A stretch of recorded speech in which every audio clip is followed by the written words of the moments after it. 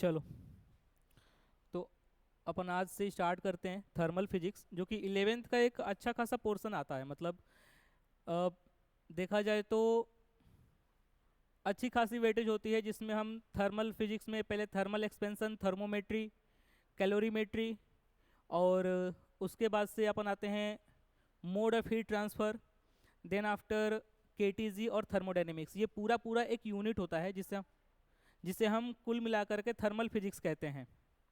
ठीक है, आवाज़ आ रही? नहीं जा रही? तू आगे आजा, आजा आजा, अरे आजा आगे। तो इस पूरे यूनिट को हम थर्मल फिजिक्स कहते हैं। बेसिकली थर्मल से आप ये समझ पा रहे होंगे कि इसमें हीट के बारे में बात होगी, टेम्परेचर के बारे में बात होगी। बट ये हीट और टेम्परेचर, ये जो दो चीज़ें हैं, इनके बीच का हमें डिफरेंस समझना बहुत ज़रूरी होता है। ये दो अलग अलग चीज़ें होती हैं। आमतौर पे लोग क्या करते हैं, दोनों चीज़ को एक ही टर्म में यूज करते हैं। जैसे सपोज करो तुम और तुम्हारे दोस्त एक साथ बाहर गए कहीं घूमने के लिए, और गर्मी का दिन था। ऐसे सिचुएशन में तुम्हारा दोस्त बोलता है कि हीट ज़्यादा है, फिर तुमने बोला नहीं, क्या है, टेम्परेचर ज़्यादा है। बोलते हैं ना अपन आमतौर पे भाषा में ऐसे ही बोलते हैं, अरे यार हीट बहुत ज़्यादा है, गर्मी बहुत ज़्यादा है। फिर बोलेगा नहीं नहीं, कभी को बोलता है कि यार तापमान बहुत ज़्यादा है, टेम्परेचर बहुत ज़्यादा है। तो उसने बोला कि मैं हीट कह रहा हूँ, तू टेम्परेचर कह रहा है, इन दोनों में कोई कॉम्बिनेशन है ही नहीं, मतलब ये दोनों बात सेम ही है। तो एक बोला कि नहीं, दोनों अलग अलग चीज़ें हैं। इस तरह से अपनी नोक झोंक क्या हुई, इनकी चलती रही। फिर आए एक कौन, ज्ञानी बाबा, और बाबा ने इन दोनों को बोला कि बेटा लड़ो नहीं, दोनों चीज़ें अलग अलग होती हैं, और इन दोनों चीज़ों में हीट और टेम्परेचर में कुछ डिफरेंस होता है। आओ उस डिफरेंस को हम समझते हैं। उन्होंने हीट और टेम्परेचर को दो टर्म्स में बांटा।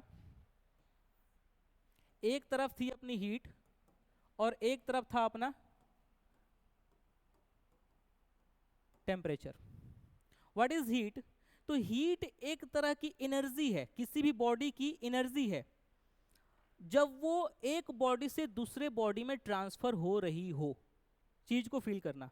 लेट से मैं बोलूं कि इसको मैं एक भट्टी में रख दूं जिससे कि ये गर्म हो जाए, और जब मैं इसको टच करूंगा तो मुझे कुछ फील होगा।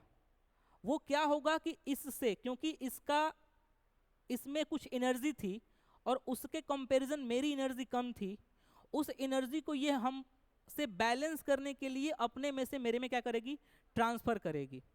जब वो एनर्जी ट्रांसफर हो रही होती है, तब उस एनर्जी को हम कहते हैं क्या, हीट। हीट, तो it is a energy, it is a form of energy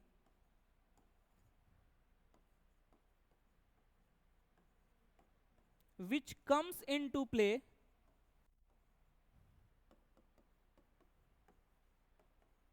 when transferred from one body to another body। एक बॉडी से जब दूसरे बॉडी में ट्रांसफर होती है,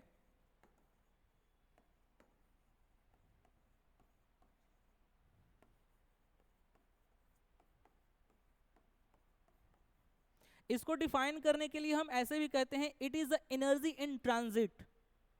ट्रांजिट मतलब ट्रांसफर होने वाला चीज, एक जगह से दूसरी जगह जाने वाला चीज। तो जब वो एनर्जी ट्रांसफर हो रही होती है, तभी उसको हम क्या कहते हैं, हीट कहते हैं। और जब ये एक बार ट्रांसफर हो जाती है एक बॉडी में, तो फिर वो उस बॉडी की इंटरनल एनर्जी बन जाती है। अब आप उसे हीट नहीं कह सकते। तो हमारा ये कहना कि the heat of this body या the heat in this body, ये हमारा स्टेटमेंट रॉन्ग होगा। आ रही बात समझ में? हम ये नहीं कह सकते कि the heat in this body या the heat in the heat of this body, ये कहना गलत होता है। It is a energy in transit. ये एक ऐसी एनर्जी होती है जब वो एक बॉडी से दूसरी बॉडी में क्या हो रही हो, ट्रांसफर हो रही हो। इसको आमतौर पर मेजर अपन करते हैं किसमें, जूल में। It is measured in joule. Energy है तो यूनिट इसका जूल ही होगा,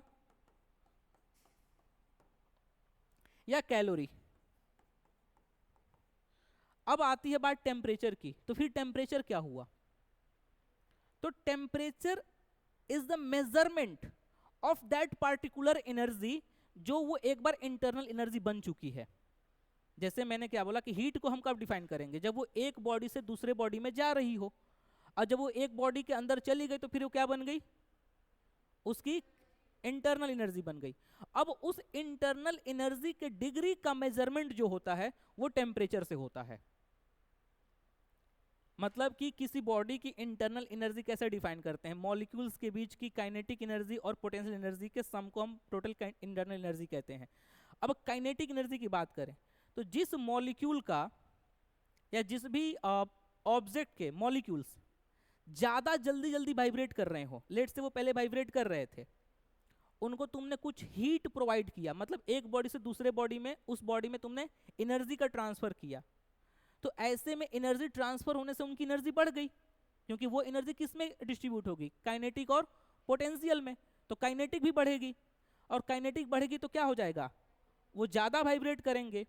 तो what is temperature, temperature is the measurement of average kinetic energy of the molecules. पहले उनकी एवरेज काइनेटिक एनर्जी ये वाली थी, ये वाली थी, अब इनकी ये वाली काइनेटिक एनर्जी है। तो what is temperature, it is the measurement of average kinetic energy of molecule. इसको मेजर किस में करते हैं अपन, सेल्सियस में, केल्विन में, फ़ारेनहाइट में, अपने पास तमाम स्केल हैं, और ये सारे स्केल मतलब ऐसा कोई फिक्स नहीं है। अभी जब अपन स्केल के बारे में पढ़ेंगे तो उसमें हम ये भी समझेंगे कि हम खुद से भी अपना कोई स्केल बना सकते हैं। तो हमारी जो एनर्जी होती है, हमारी जो टेम्परेचर होता है, टेम्परेचर को मेजर करते हैं, it is measured in degree Celsius, degree Fahrenheit और केल्विन। केल्विन के ऊपर डिग्री नहीं लगाते हैं, केवल सेल्सियस और फ़ारेनहाइट के ऊपर लगाते हैं। यहां तक कोई समस्या? तो हीट और टेम्परेचर का डिफरेंस समझ में आया, what is heat and what is temperature. अब समस्या ये आती है कि ठीक है, हमने ये काम तो कर लिया कि हीट क्या है और टेम्परेचर क्या है, और टेम्परेचर हमको मेजरमेंट देता है ऑफ एवरेज काइनेटिक एनर्जी, लेकिन हम मेजर करेंगे किस चीज से,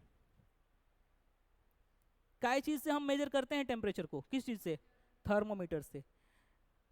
क्या थर्मोमीटर हम खुद भी बना सकते हैं, क्या ये पॉसिबिलिटी है कि हम थर्मोमीटर खुद बना सकें? तो इसका जवाब है बिल्कुल, हम थर्मोमीटर बना सकते हैं, और थर्मोमीटर बनाने के लिए हमको बस केवल दो चीजें चाहिए होती हैं। क्या क्या चाहिए अपने को, दो क्वांटिटी चाहिए। एक ऐसी क्वांटिटी जो टेम्परेचर के साथ चेंज दिखाए, एक ऐसी क्वांटिटी जो टेम्परेचर के साथ क्या दिखाए, चेंज दिखाए। There are two things are needed to make a thermometer. पहला है क्या, एक ऐसी quantity that varies with temperature, और वो भी कैसे, लीनियरली। और दूसरी क्वांटिटी हमको चाहिए, दूसरा हमको चाहिए टू रिफरेंस पॉइंट।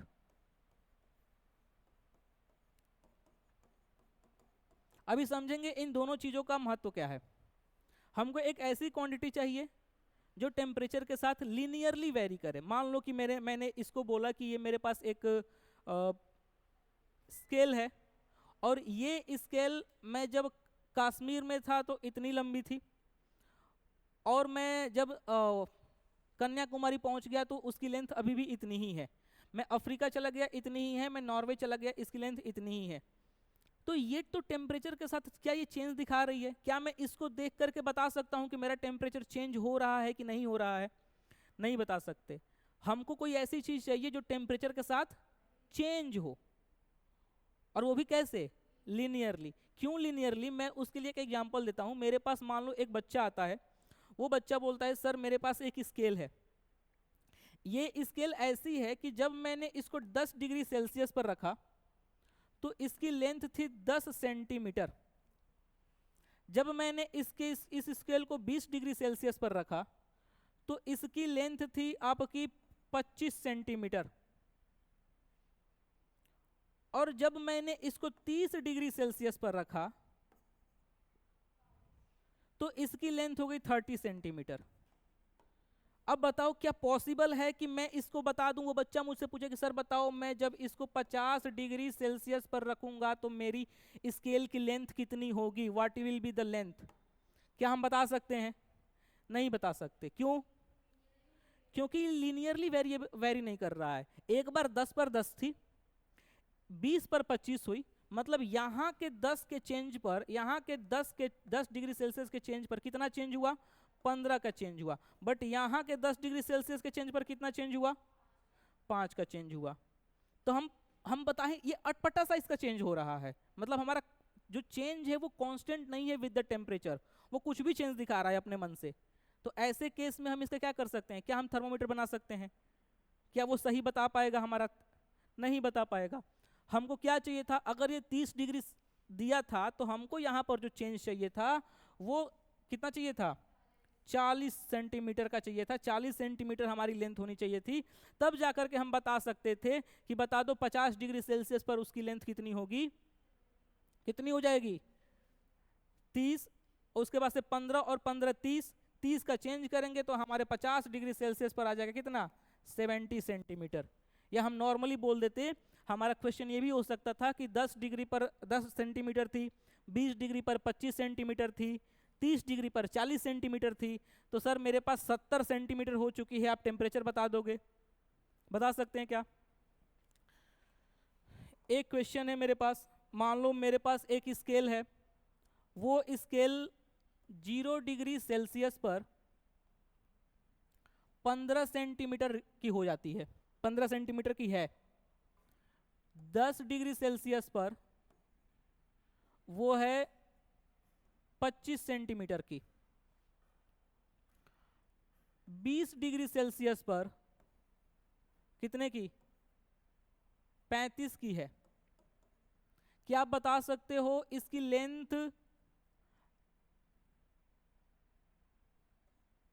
50 सेंटीमीटर कब हुई होगी?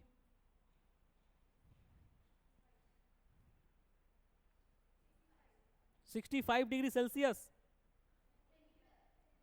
50 सेंटीमीटर किस टेम्परेचर पर हुई होगी? मैं बोल रहा हूं कि मेरे पास एक स्केल थी, जिस स्केल की लेंथ थी 0 डिग्री पर 15, 10 डिग्री पर 25, 20 डिग्री पर 35, और मैं एक ऐसी जगह पर जाता हूं जहां पर मेरी स्केल की लेंथ मिलती है 50 सेंटीमीटर। मैं पूछता हूं बताओ मेरा टेम्परेचर कितना? बता सकते हैं?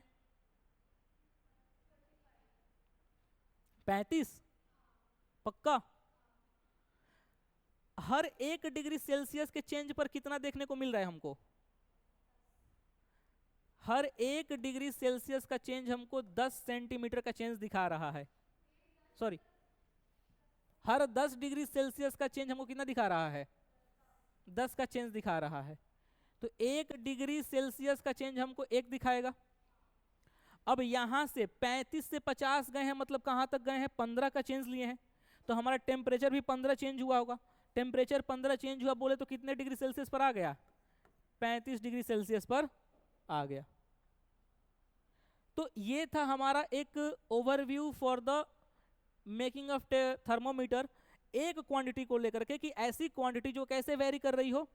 लीनियर वेरी कर रही हो। आते हैं अपनी दूसरी क्वांटिटी पर, जो होता है हमारा 2 रेफरेंस पॉइंट्स आर नीडेड। कम से कम हमको 2 रेफरेंस पॉइंट चाहिए ही चाहिए। मान लो मेरे पास एक बच्चा आता है, वो बोलता है सर मेरे पास एक ऐसी स्केल है जो 10 डिग्री सेल्सियस पर 25 सेंटीमीटर की है, सर बता दो ये 40 सेंटीमीटर की कब होगी? हम बता सकते हैं क्या? क्यों नहीं बता सकते? क्योंकि हमको वेरिएशन ही नहीं पता है कि वो कैसे वेरी कर रहा है। हर 1 डिग्री सेल्सियस पर वो कितना चेंज कर जाएगा वो हमको नहीं पता है। ये पता करने के लिए हमको 2 कम से कम रेफरेंस पॉइंट चाहिए। उसके साथ साथ हमको ये भी चाहिए वो बोले कि सर ये जो चीज है वो लीनियरली वेरी कर रही है। वो ये बोल दे कि सर मैं, अगर वो मेरे को 2 रेफरेंस पॉइंट दे दे और वो ये ना बताए कि वो लीनियर वेरी कर रही है कि नहीं कर रही है, हम फिर भी एश्योर होकर बना सकते हैं क्या थर्मोमीटर? हमको दोनों चीजें चाहिए। नहीं आ रहा है समझ में? अगर वो बोल देता है, मान लो कि वो 10 डिग्री सेल्सियस पर 25 सेंटीमीटर दे दिया और 20 डिग्री सेल्सियस पर उसने दे दिया कितना? 40 सेंटीमीटर। बोला कि सर बता दो 50 सेंटीमीटर कितने डिग्री सेल्सियस पर होगी। तो मैं उससे पहले ये पूछूंगा कि ये बताइए जो तेरी स्केल है क्या वो टेम्परेचर के साथ लीनियर वेरी कर रही, क्योंकि हमको दो रेफरेंस पॉइंट तो मिल गया, दो जगह का टेम्परेचर तो मिल गया, तो इससे हम 1 डिग्री सेल्सियस का तो हम निकाल सकते हैं, लेकिन हमको ये भी जानना होगा कि क्या ये पूरे टेम्परेचर स्केल पर इसी तरह से वेरी करेगी। तो हमको लीनियर वेरिएशन और दो रेफरेंस पॉइंट चाहिए जिससे कि हम अपना काम कर सकते हैं। अगर मैं बोल दूं कि ये लीनियर वेरी कर रही है तो बताओ फिर 50 सेंटीमीटर कितने डिग्री पर आएगा?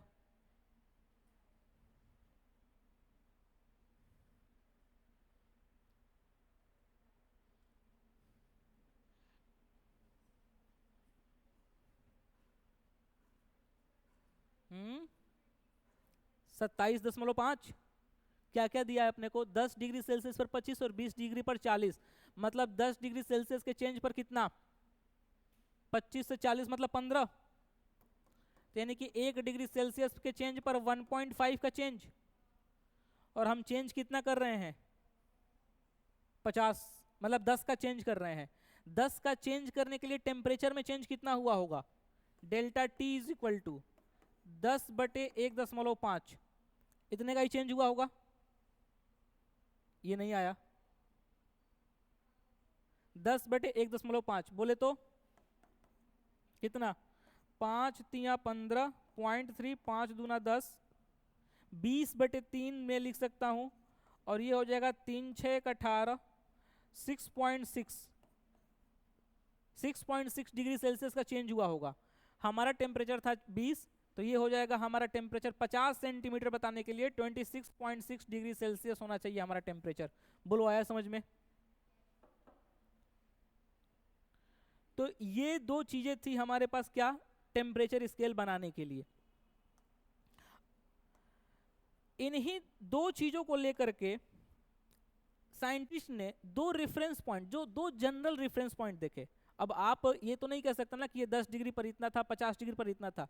तो कोई भी टेम्परेचर स्केल बनाने के लिए साइंटिस्ट ने जनरली अपने मन से दो रेफरेंस पॉइंट लिए, और वो जो दो रेफरेंस पॉइंट थे वो एक था ice water equilibrium,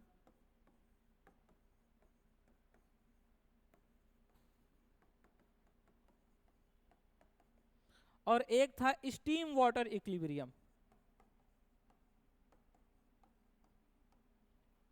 what is ice water equilibrium? ऐसा एक समय जब आप एक जार में, मान लो एक ग्लास में आपने पानी डाल रखा है या बर्फ डाल रखा है, और उस पर आप पानी पोर करते गए और बर्फ पिघलनी बंद हो जाए और पानी जमना भी बंद हो जाए, मतलब आइस और वाटर दोनों क्या आ गए? इक्विलिब्रियम में आ गए। तो एक उन्होंने वो रेफरेंस पॉइंट लिया, और एक लिया स्टीम वाटर इक्विलिब्रियम, कि जब आप पानी को बॉईल करते गए, अब ना तो पानी भाप में बन रहा है, भाप में बदल रहा है, और ना ही भाप पानी में बदल रहा है। तो उस टेम्परेचर को उन्होंने दूसरा रेफरेंस पॉइंट लिया, और इन्हीं दो टेम्परेचर को लेकर के, दो सिचुएशन को लेकर के, हम टेम्परेचर भी नहीं कह सकते, सिचुएशन को लेकर के उन्होंने अपने मन से रेफरेंस पॉइंट लिए।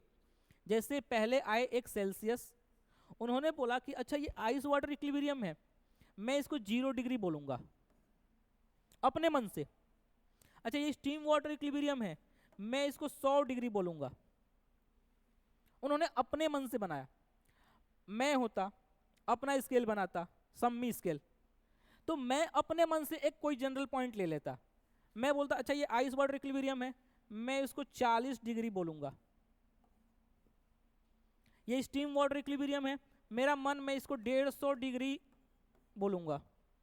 बन गया मेरा। अब मैं एक मटेरियल ऐसा डाल, मेरे दो रेफरेंस पॉइंट मिल गए, और मैं एक ऐसा मटेरियल कहीं से ढूंढ के लाता जो टेम्परेचर के साथ साथ लीनियर वेरी कर रहा हो। मैं एक कांच का जार लेता, उसमें वो मटेरियल डालता, स्केल लगाता 40 से 150 तक का, बन गया मेरा थर्मोमीटर, बेचो मार्केट में। आ रही बात समझ में? तो अपने मन से उन्होंने दो रेफरेंस पॉइंट ले लिए। आइस वाटर को सेल्सियस ने बोला 0 डिग्री, और स्टीम वाटर को उन्होंने बोला 100 डिग्री। फिर आए फॉरेनहाइट, उन्होंने बोला अच्छा आइस वाटर है, मैं इसको 32 डिग्री फॉरेनहाइट बोलूंगा। स्टीम वाटर है, मैं इसको 212 डिग्री फॉरेनहाइट बोलूंगा। कुछ भी चल रहा है अपने मन से। केल्विन है, आइस वाटर है 273 बोलूंगा, स्टीम वाटर है कितना बोल दें 373। तो अपने मन से कोई भी दो रेफरेंस पॉइंट ले लिए, एक कुछ कोई मटेरियल डाला कि ये मटेरियल इतने ये टेम्परेचर के साथ लीनियर वेरी कर रहा है, और इस तरह से हमारा जो थर्मामीटर बना। कोई समस्या? तो थर्मामीटर बनने के लिए दो चीज़ें चाहिए होती हैं, बस दो रेफरेंस पॉइंट जो कि उन लोगों को मिल गई, और मटेरियल जो कि टेम्परेचर के साथ लीनियरली वेरी करे। अब ऐसे में जो टेम्परेचर स्केल बनता है उसका क्वांटिटी के साथ जो वेरिएशन होता है उसको थोड़ा सा समझ लेते हैं। जैसे हमारा स्केल है 0 degree Celsius, sorry Celsius scale. Celsius scale का जो आइस वाटर पॉइंट है वो 0 degree Celsius, steam water point हो जाएगा 100 डिग्री सेल्सियस। रिलेशन अभी देखेंगे अपन।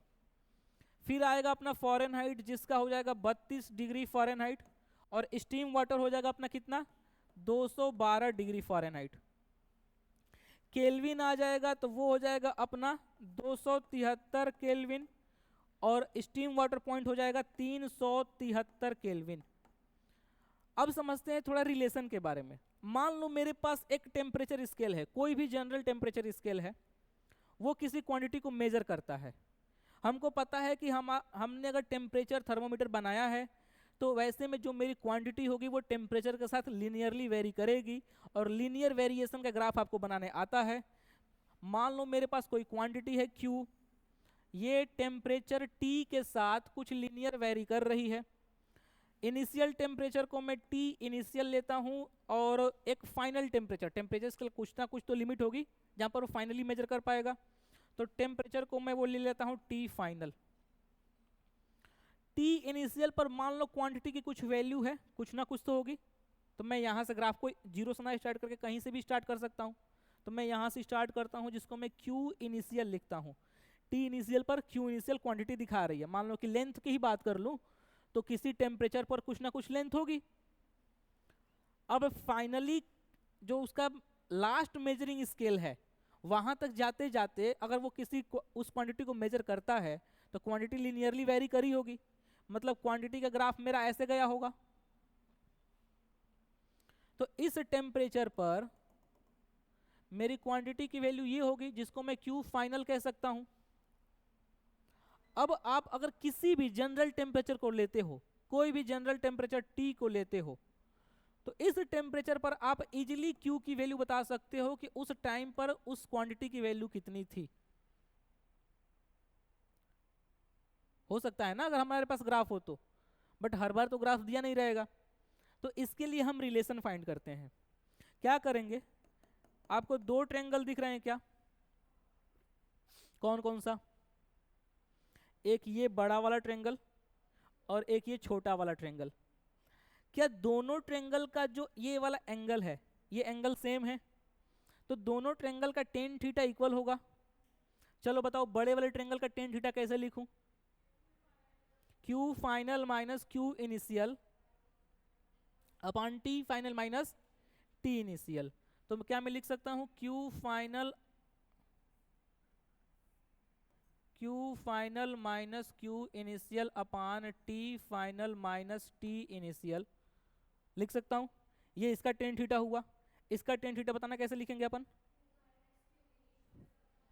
Q minus Q initial upon T minus T initial. ये इक्वल होगा Q minus Q initial upon T minus T initial. Cross multiply करा लो, इसको इधर भेज दो, इसको इधर भेज दो। तो क्या मैं लिख सकता हूं T minus T initial upon T final minus T initial equal to Q minus Q initial upon Q final minus Q initial. बोलो आया समझ में?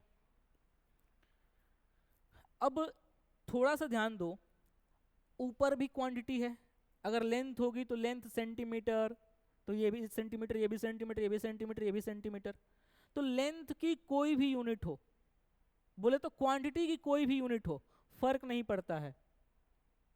सिमिलरली टेम्परेचर की भी कोई भी यूनिट हो, सेल्सियस हो, फॉरेनहाइट हो, केल्विन हो, ऊपर केल्विन केल्विन, नीचे केल्विन केल्विन, खत्म। सेल्सियस सेल्सियस, फॉरेनहाइट फॉरेनहाइट, सब खत्म।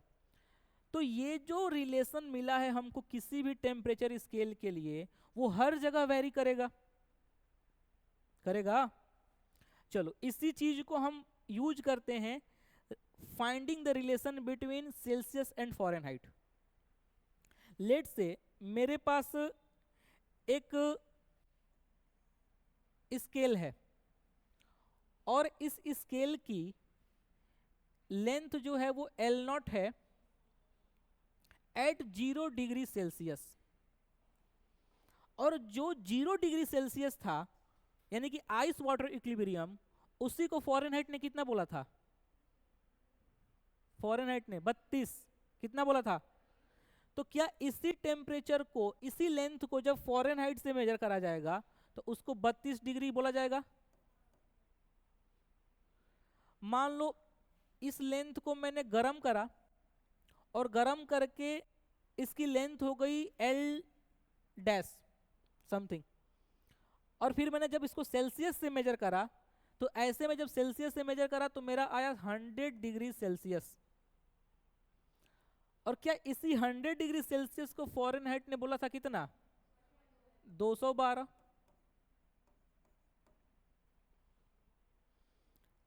फिर इसको हम कूल डाउन किए या गर्म किए, जो भी किए, और हमको एक लेंथ मिली, let say that length is L। वो ना तो हमको सेल्सियस में पता है कि कितना डिग्री सेल्सियस है और ना ही हमको फॉरेनहाइट में। लेट से उसको सेल्सियस को मैं बोल देता हूं कि सेल्सियस ने उसको मेजर किया C पर और फॉरेनहाइट ने मेजर किया F पर। सेल्सियस ने कुछ मेजर किया, कुछ होगा, हमको नहीं पता है वो L कौन सी वैल्यू है। बस ये हमको 2 रेफरेंस पॉइंट है, एक हमको डाटा निकालना है। क्या इन 2 रेफरेंस पॉइंट और एक डाटा के लिए आप सेल्सियस स्केल का रिलेशन लिख सकते हैं? कैसे लिखेंगे बताओ? अभी हमने पढ़ा था Q minus Q initial upon Q final minus Q initial equal to T minus T initial upon T final minus T initial. बताओ, Q मतलब quantity, L minus L initial upon L dash minus L initial. ये मैं अगर Celsius scale के लिए लिखूं तो T minus T initial upon T final minus T initial. Celsius के लिए T माइनस T इनिशियल अपान T final minus T initial. बोलो आया समझ में? सेम क्वांटिटी को लेकर के अगर मैं फॉरेनहाइट के लिए लिखूं तो इसी से इक्वेट करेगा क्या? F माइनस F इनिशियल अपान F final minus F initial. अगर ये इसके इक्वल है और ये इसके इक्वल है तो क्या ये दोनों आपस में इक्वल होंगे? कर दो इक्वल। कितना हो जाएगा अपने पास? C upon 100 is equal to F minus 32 upon 212 में से 32 जाएगा, कितना आ जाएगा अपने पास? 180। 20 पंजे 100, 9। तो ये हो जाएगा हमारा relation between Celsius and Fahrenheit. C/5 equal हो जाएगा F माइनस 32/9। एक बहुत ही फेमस क्वेश्चन है, पूछता है कि बताओ ऐसा कौन सा टेम्परेचर होगा जिस पर सेल्सियस और फॉरेनहाइट क्या होंगे? सेम होंगे। सेल्सियस और फॉरेनहाइट क्या होंगे? सेम होंगे। तो जितना सेल्सियस रीड कर रहा है उतना ही फॉरेनहाइट रीड करेगा। कर लेते हैं। रिलेशन है अपने पास C/5 is equal to F minus 32/9। मान लो सेल्सियस ने C रीड किया तो F को भी C रीड करना पड़ेगा। रख दो यहां पर C। तो C/5 is equal to C minus 32/9। 9C is equal to 5C minus 5 दूना 10, 5 तिया 15 और 1 16। इसको इधर लाएंगे तो 9C में से 5C जाएगा, 4C बराबर minus 160, hence C will be equal to minus 40 degree Celsius. तो ये सेल्सियस और फॉरेनहाइट की रिलेशन था। सिमिलरली आप सेल्सियस और केल्विन का रिलेशन निकाल सकते हैं।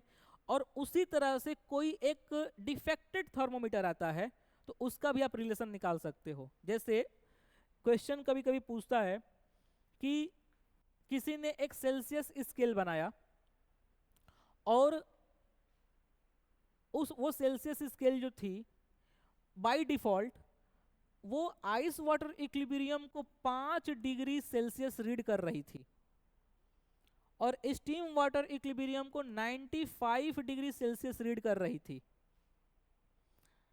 तो हमसे दो तरह के क्वेश्चन पूछे जा सकते हैं। हमसे ये भी पूछा जा सकता है कि बताओ सही वाला सेल्सियस ऐसा कौन सा टेम्परेचर होगा जिसको सही वाला भी वही रीड करे और डिफॉल्ट वाला भी वही रीड करे, डिफेक्टेड वाला। या पूछ देगा कि अगर सही वाला 50 डिग्री रीड कर रहा है तो बताओ ये कितना रीड करेगा। तो लेट्स से कि अगर मैं बोल दूं कि सही वाला 50 डिग्री सेल्सियस रीड कर रहा है, ये सही वाला है, तो डिफेक्टेड वाला कितना रीड करेगा। तो किसी भी टेम्परेचर स्केल के लिए हमने अभी देखा कि रीडिंग माइनस लोअर अपॉन अपर माइनस लोअर क्या रहेगा, कांस्टेंट रहेगा। रीडिंग बोले तो Q या फिर T माइनस T इनिशियल जिसको लोअर बोलते हैं, T minus T initial upon T final minus T initial क्या रहेगा, कांस्टेंट रहेगा। तो हम अगर बात करें डिफेक्टेड वाले की तो मान लो कि वो कुछ रीड करेगा X माइनस इनिशियल, इसका इनिशियल है कितना 5, फाइनल मतलब कि 95, इनिशियल कितना है 5 और सही वाला कितना रीड कर रहा है 50। तो रीडिंग इसका 50 माइनस इनिशियल 0 अपॉन 100 माइनस 0, ये हो जाएगा x minus 5/90 is equal to 50/100, 50 दूना 100 ये 45, x minus 5 is equal to 45 and x is equal to 50। दोनों क्वेश्चन हो गया अपना। क्या क्या कि अगर सेल्सियस 50 रीड कर रहा था तो जो डिफेक्टेड वाला था वो भी कितना रीड कर रहा है 50 रीड कर रहा है। या अगर हमसे ये पूछा गया होता कि बताओ ऐसा कौन सा टेम्परेचर है जिसमें दोनों सेम सेम रीड करेंगे, तो वो अपना कौन सा टेम्परेचर है 50 डिग्री सेल्सियस। आया कोई समस्या। अब टेम्परेचर स्केल से रिलेटेड एक और क्वेश्चन आता है, जैसे हमसे पूछ देता है कि अगर हम सेल्सियस स्केल पर 5 डिग्री का चेंज करते हैं किसी बॉडी में, मान लो कि किसी बॉडी का टेम्परेचर कुछ था और सेल्सियस स्केल पर उसके टेम्परेचर में चेंज को 5 डिग्री सेल्सियस मेजर किया गया, तो बताओ फ़ारेनहाइट स्केल पर कितना चेंज मेजर किया जाएगा।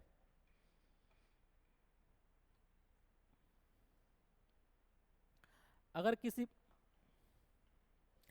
किसी बॉडी के टेम्परेचर में सेल्सियस स्केल पर 5 डिग्री सेल्सियस का चेंज मेजर किया गया है, तो बताओ फ़ारेनहाइट पर उसमें कितना का चेंज दिखाया जाएगा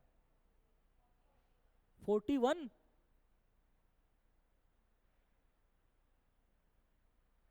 पक्का।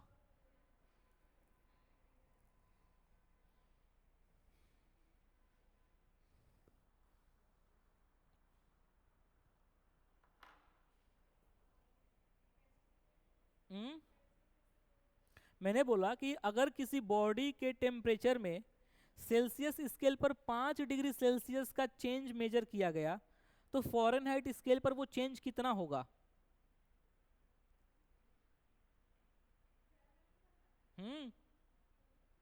41 चेंज।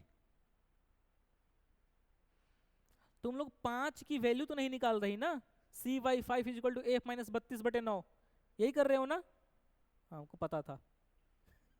मैंने बोला चेंज मेजर किया गया, 5 का चेंज मतलब कि 41। इधर देखो 100 डिग्री सेल्सियस की बॉडी थी और मान लो कि 5 चेंज हो गया, मतलब कितना हो गया 105 हो गया होगा अगर इंक्रीज हुआ है तो फ़ारेनहाइट 41 होगा। हमने चेंज पूछा है ना कि अगर किसी बॉडी के टेम्परेचर में सेल्सियस स्केल को 5 का चेंज देखा गया, पहले बॉडी कुछ टेम्परेचर था, थोड़ी देर बाद उसका टेम्परेचर जितना सेल्सियस था उससे 5 चेंज हो गया,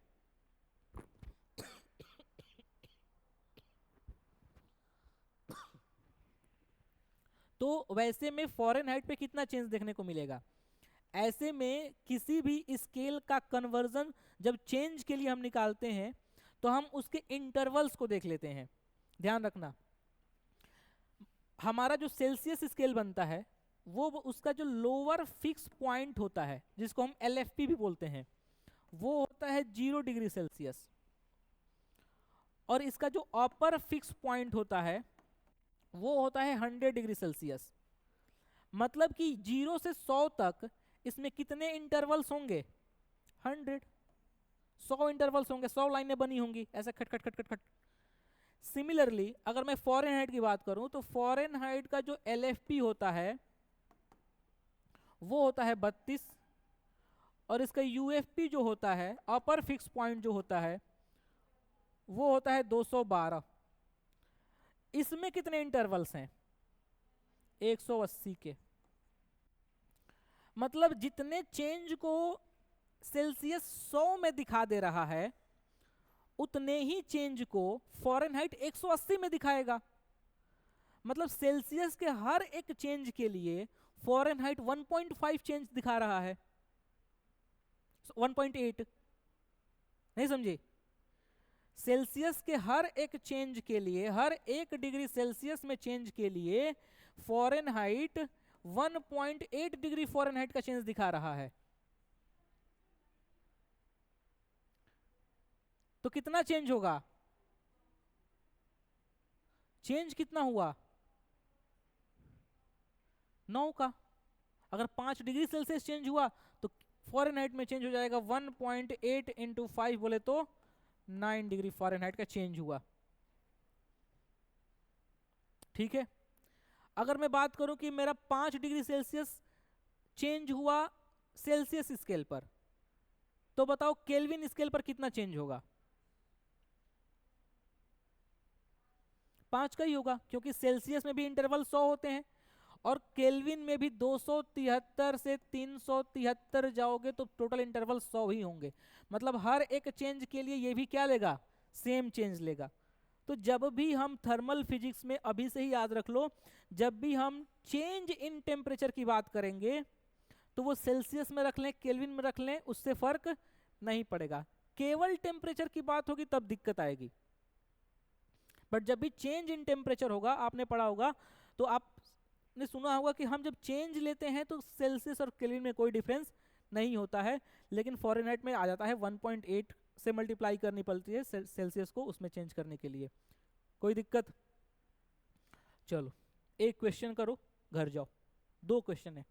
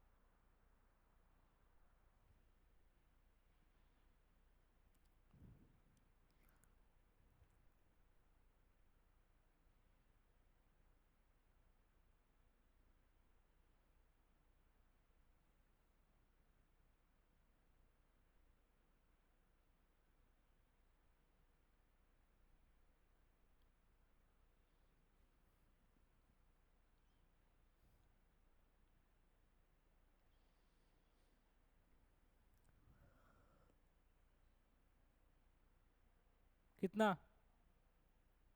45?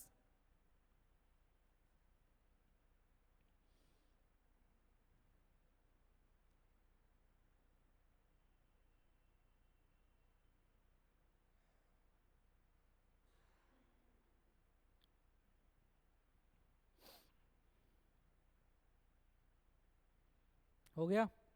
कितना? 45?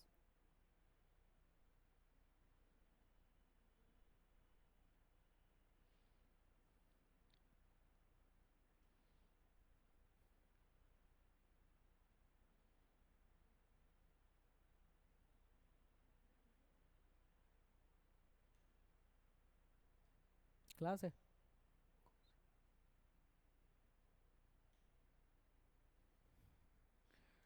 हो गया ये?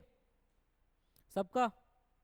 देखो कह रहा है कि the fundamental interval that is the number of division, जो हम डिफरेंस लेते हैं between lower fixed point and upper fixed point of the two scale x and y are 50 and 150। यानी x में जो इंटरवल्स हैं ऐसे ऐसे ऐसे वाले, इसमें 50 हैं, और y में जो इंटरवल्स हैं वो 150 हैं। ठीक है, आगे क्या कह रहा है?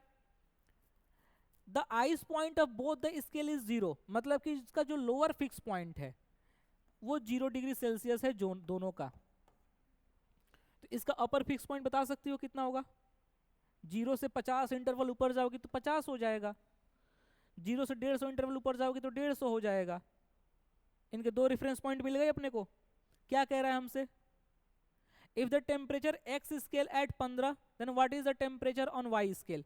अगर x 15 रीड कर रहा है तो y कितना रीड करेगा? हमारे पास फॉर्मूला क्या है? Reading point minus lower point upon upper point minus lower point is equal to constant. Read कितना कर रहा है? x 15, लोअर पॉइंट बोले तो x का 0, अपर पॉइंट इसका कितना हो जाएगा 50, माइनस लोअर पॉइंट बोले तो 0 इज इक्वल टू y कितना रीड करेगा नहीं पता, माइनस लोअर पॉइंट बोले तो 0, अपर पॉइंट 150 और minus 0। 15/50 is equal to Y बटे 150। 15/50 इज इक्वल टू वाई बटे 150। 50 या 150, सो वाई की वैल्यू हो जाएगा 45 डिग्री सेल्सियस। आया? चलो एक लास्ट, खत्म।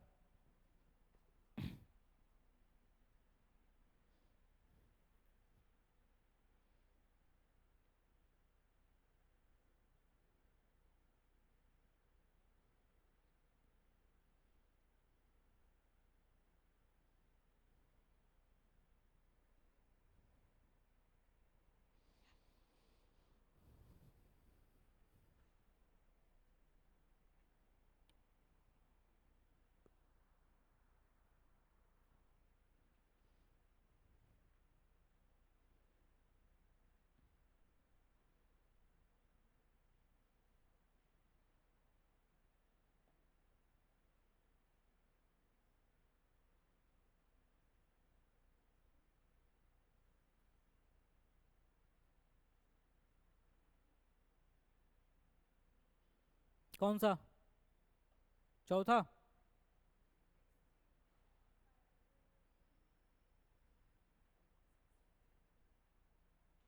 दूसरा? देखो कह रहा है कि दो थर्मामीटर हैं एक्स और वाई, उनके फंडामेंटल इंटरवल्स गिवन है 80 और 120। When emerged in ice they show reading of 20 degree Celsius, 20 degree and 30 degree. मतलब अगर मैं आइस को लोअर पॉइंट कंसीडर कर लूँ तो x का लोअर पॉइंट 20 है और y का लोअर पॉइंट 30 है। तो x का जो लोअर पॉइंट होगा वो 20 होगा और y का जो लोअर पॉइंट होगा वो 30 होगा। x के लिए जो फंडामेंटल इंटरवल्स हैं वो कितने हैं? 80 हैं। तो x का 80 इंटरवल जाएगा तो यहां पर बना देगा अपने पास 80 और 20 100, और y का अगर 120 जाएगा तो 120 और 30 कितना बना देगा? 150। नहीं समझे? x का लोअर पॉइंट 20 था, y का लोअर पॉइंट 30 था। x के पास अब 80 इंटरवल है, मतलब 80 बताओ, ऐसे ऐसे ऐसे ऐसे 80 बनाओगी तो 20 से जब 80 बढ़ के जाओगी तो कितना बनेगा तुमको? 100। 30 से जब तुम 120 ऐसे इंटरवल्स बढ़ के जाओगे तो तुमको कितना मिलेगा? तुमको 150। तो ये हो गया इसका लोअर पॉइंट, ये हो गया इसका अपर पॉइंट, ये इसका लोअर पॉइंट, ये इसका अपर पॉइंट। अब हमको क्या कह रहा है? कह रहा है कि y measures the temperature of body as 120 degree. y की मेजरमेंट है 120, तो x की मेजरमेंट कितनी होगी? कर लो। Reading minus lower upon upper minus lower constant. x minus x का लोअर 20, x का upper 100 minus lower 20 is equal to y की रीडिंग 120 माइनस लोअर कितना 30, अपर है 150 और माइनस 30। x माइनस 20/80 इज इक्वल टू, ये कितना हो जाएगा? 120 माइनस 30 90, 90/150 माइनस 30 120। एक जीरो ने एक जीरो को मारा, 4 दूना 8, 4 तिया 12, 3 तिया 9, 20 तिया 60 और 20 80, 80 डिग्री का मेजरमेंट देगा। बोलो नहीं आया समझ में? आया? हो जाएगा? ठीक है, चलो मिलते हैं अगली क्लास में।